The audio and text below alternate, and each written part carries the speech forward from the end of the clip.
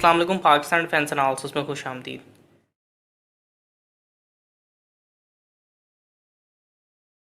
एक बहुत ही अहम और फाइनेंशियली क्रूशल विक्ट्री पाकिस्तान ने रेकोर्डिक केस में हासिल कर ली है। वर्स्ट के सिनेरियो में पाकिस्तान को $6 बिलियन की पेनल्टी अदा करनी पड़ सकती थी और पीआईए कॉरपोरेशन के एसेट्स जिसमें न्यूयॉर्क में मौजूद रोजवेल्ट होटल और फ्रांस में मौजूद पाकिस्तान इंटरनेशनल एयरलाइन का स्क्राइब होटल जो है उनको फ्रीज किया जा सकता था। लेकिन ब्रिटिश वर्जिन आइलैंड ने इस केस को पाकिस्तान के हक में दिया है। पीआईए कॉरपोरेशन की जो एसेट्स फ्रीज किए गए थे वो फैसला जल्द ख़त्म हो जाएगा। टीसीसी जिसके अगेंस्ट ये केस फाइट किया जा रहा था उनको पाकिस्तान के बियर किए गए लिटिगेशन एक्सपेंसेस भी अदा करने पड़ेंगे। थोड़ी सी इसी की हिस्ट्री या इस तमाम बैकग्राउंड का अगर मैं जिक्र करूं तो रेकोडिक जो है बलूचिस्तान में मौजूद एक मकाम है जहां पे बीएचपी बिल्टन कंपनी जिसको जो है 2006 में मिनकर कंपनी ने जो है ये रिस्पॉन्सिबिलिटी हासिल कर ली थी और वो टीसीसी यानी टेथन कॉपर कंपनी की सब कॉन्ट्रैक्टर कंपनी जो है बन चुकी थी। एक्सप्लोरेशन के लिए उन्हें चेफजा के साथ जो कि बलूचिस्तान की लोकल एक्सप्लोरेशन कंपनी है उनके साथ कॉन्ट्रैक्ट साइन किया। फास्ट फॉरवर्ड जब इसमें बहुत ज़्यादा साइंस देखने लगे कि यहाँ पे पोटेंशियली दुनिया के 5वें सबसे बड़े गोल्ड और कॉपर के रिसोर्सेज मौजूद हो सकते हैं तो 2011 में टीसीसी ने इस एरिया की माइनिंग के लिए ऑफिशियली बलूचिस्तान हुकूमत से रिक्वेस्ट की। इस लीजिंग की रिक्वेस्ट को जो है लोकल कंट्रीब्यूशन में इजाफे की खातिर जो है रिजेक्ट कर दिया गया। टीसीसी उस टाइम तक जो है $220 मिलियन की इन्वेस्टमेंट कर चुका था, लेकिन इसके साथ जो शुरू में चेजवा और बीएचपी बिल्टन का जो एक्सप्लोरेशन का जॉइंट वेंचर था उसे भी नलिफाई कर दिया गया। टीसीसी जो है वो वर्ल्ड बैंक के ज़रिए तहत ऑपरेट करने वाली ऑर्गेनाइजेशन ICSID के पास जो है अपने मामला लेकर पहुंची और $11.43 बिलियन की कंपनसेशन डिमांड करने लगी जो कि उनकी $220 मिलियन की इन्वेस्टमेंट मौजूद थी और जो लीजिंग का प्रोसेस था उसमें नाजायज़ तरीके से उनके मुताबिक नाजायज़ तरीके से उनकी लीज जो है वो रिजेक्ट की गई है। ICSID ने जो है इस तमाम मामले को सुना और $11 बिलियन से $6 बिलियन की पेनल्टी पाकिस्तान पे आयद कर दी। इसी पेनल्टी को इन्फोर्स करने के लिए टीसीसी ने British virgin island international court of justice से रजू किया और पाकिस्तान इंटरनेशनल एयरलाइंस जिसके कुछ स्टेट्स जो हैं ब्रिटिश वर्जिन आइलैंड में भी मौजूद हैं उनके खिलाफ ये मुकदमा दायर किया जो कि पीआईए जो है वो पाकिस्तान की ही कंपनी है। सो जस्ट फॉर इन्फॉर्मेशन ये पीआईए इंटरनेशनल जो है बेसिकली पाकिस्तान की कंपनी है लेकिन ब्रिटिश वर्जिन आइलैंड भी जो है इसको इनकॉर्पोरेट कर चुका है। खैर फास्ट फॉरवर्ड पाकिस्तान के अपने चंद टाइम लैप्सेस की वजह से उनके एसेट्स जिसमें रोजवेल्ट होटल और स्क्राइब होटल हैं, रोजवेल्ट होटल को तो फ्रीज कर दिया गया था लेकिन अब चूंकि पाकिस्तान ये केस जीत चुका है तो इन एसेट्स को जो है वापस पीआईए के हवाले कर दिया जाएगा और जो $6 बिलियन की पेनल्टी थी वो भी मुस्तरद हो गई है और प्लस जो लिटिगेशन एक्सपेंसेस थे यानी अटर्नी फीस, ट्रैवल, एक्सपर्ट्स की फीस, प्रोसीडिंग्स, इन तमाम की पेमेंट्स जो हैं वो टीसीसी को ही करनी पड़ेंगी। एक बहुत ही खतरनाक रिजल्ट इसका हो सकता था लेकिन थैंकफुली ये पाकिस्तान के हक में फैसला आ चुका है।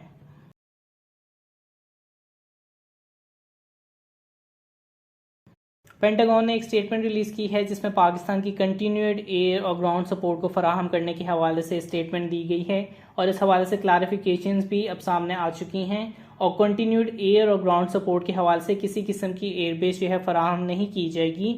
ऑफ कोर्स पाकिस्तान यूएस का अफगानिस्तान में एलाई है और इसी वजह से एक फ्रेमवर्क के जरिए जो है एयरलाइन कम्युनिकेशन और ग्राउंड लाइन कम्युनिकेशन को जो है वो प्रोवाइड की जाएगी जो कि 2011 से फराहम किए जाने वाले फ्रेमवर्क के तहत है, लेकिन इसके अंदर अब यूएस फोर्सेस की पाकिस्तान में मौजूदगी जो है वो मुमकिन नहीं हो सकती।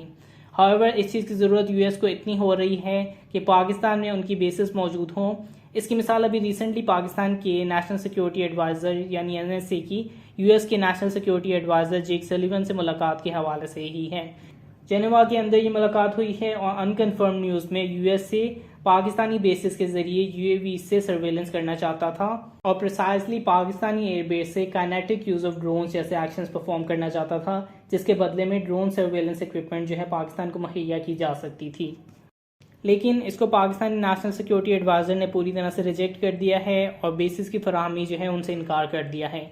पिछले चंद दिनों में 2 बार जो है यूएस डिफेंस सेक्रेटरी ने चीफ ऑफ आर्मी स्टाफ से टेलीफोनिक कन्वर्सेशन की है। आई रियली वंडर कि वो ड्रोन इक्विपमेंट तो देने के हवाले से बात कर रहे हैं लेकिन इस पूरी कन्वर्सेशन में पाकिस्तान के AH-1Z हेलीकॉप्टर के हवाले से क्या डेवलपमेंट हो सकती है।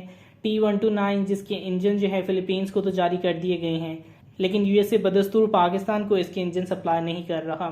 ये जो ग्राउंड कम्युनिकेशन और एयर कम्युनिकेशन फराहम की जा रही है मोस्ट प्रोबेबली ये अफगानिस्तान से यूएस फोर्सेस के इनखला तक ही कायम रहेगी। आई रियली वंडर कि अगर पाकिस्तान बाद सितंबर 11 ये बेसिस प्रोवाइड नहीं करता है तो क्या T-129 के इंजन्स और AH-1Z हेलीकॉप्टर का मामला पूरी तरह से ख़त्म तो नहीं हो जाएगा? आपकी इस बारे में क्या राय है?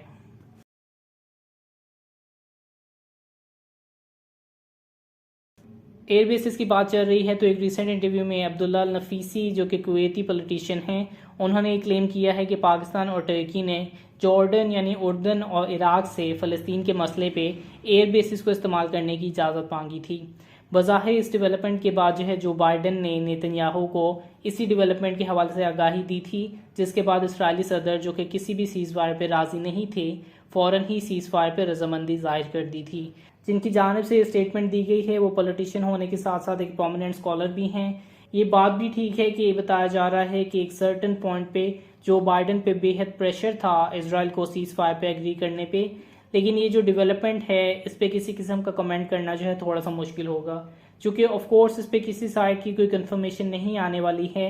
मेरा ज़ाती ख्याल वाइल ये चीज़ें जो हैं सुनने में बेहतर लग रही होंगी, लेकिन इसमें कोई सच्चाई नहीं है और फ़लस्तीन के साथ जो मजालिम हो रहे हैं इसमें कोई डिनाइल नहीं है कि इस पर अर्जेंट से अर्जेंट बेसिस पे एक्शन लेने चाहिए, लेकिन किसी वजह की बिना पे ये प्रपोजल जो है यूनाइटेड नेशन या OIC जैसे प्लेटफॉर्म्स पे लेकर जाए जाते हैं, फिर चाहे उनकी अहमियत हो कि ना हो। स्टेट का इंटरेस्ट जो है सबसे ज़्यादा अपने अराउंड रिवॉल्व करता है, चाहे वो किसी भी मुल्क का हो। सो चाहे सुनने में जिस कदर मर्जी इनकरेजिंग न्यूज़ लगती हो, आई डोंट थिंक कि इस डेवलपमेंट में कोई सच्चाई है।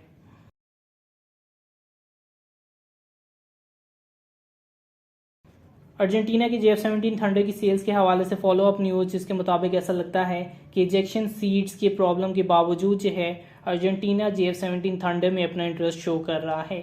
और ना सिर्फ ये बल्कि ऐसी कंफर्मेशन आ रही हैं कि पाकिस्तान के बाद अर्जेंटीना वो दूसरा मुल्क हो सकता है जिनकी जानिब से JF-17 थंडर का ब्लॉक 3 वर्जन ऑपरेट किया जा सकता है। एक ऐसा इक्विप्ड इम्प्रूव्ड RD-93 इंजन वाला JF-17 थंडर जिसमें BVR की कैपेबिलिटी मौजूद है और एक वैरायटी ऑफ म्यूनिशन कैरी करने की सलाहियत जो है अर्जेंटीनी एयरफोर्स के लिए बहुत ज़्यादा बेनिफिशियल होने वाली है। चंद जो अहम मिसाइल्स हैं जिनमें PL-15 मिसाइल और PL-10E एडवांस्ड एस्ट्रा मिसाइल जो है, क्या वो भी JF-17 थंडर ब्लॉक 3 के पैकेज में मौजूद हो सकते हैं? तो अभी तक ऐसा लगता है कि PL-15 मिसाइल और PL-10E मिसाइल जो हैं अभी इस पैकेज में शामिल नहीं होंगे, लेकिन BVR की रेंज में जो है उनके पास SD-10 जैसे BVR मिसाइल जो हैं ज़रूर मौजूद हो सकते हैं। और मुमकिन है कि इजेक्शन सीट्स का मामला भी जल्द ही लोकल सोल्यूशन के ज़रिए चाइना की जानिब से सॉल्व कर दिया जाए। तो एक बहुत ही अहम प्रोस्पेक्ट है JF-17 थंडर का जो कि सामने आ रहा है। लेट्स सी कि कब तक इसमें जो है मुकम्मल क्लैरिटी और कंफर्मेशंस निकल के सामने आती हैं। लाइक सब्सक्राइब और अगर आपकी कोई फीडबैक है तो उसे कमेंट बॉक्स में डालिए। तब तक के लिए पीस आउट। पाकिस्तान जिंदाबाद।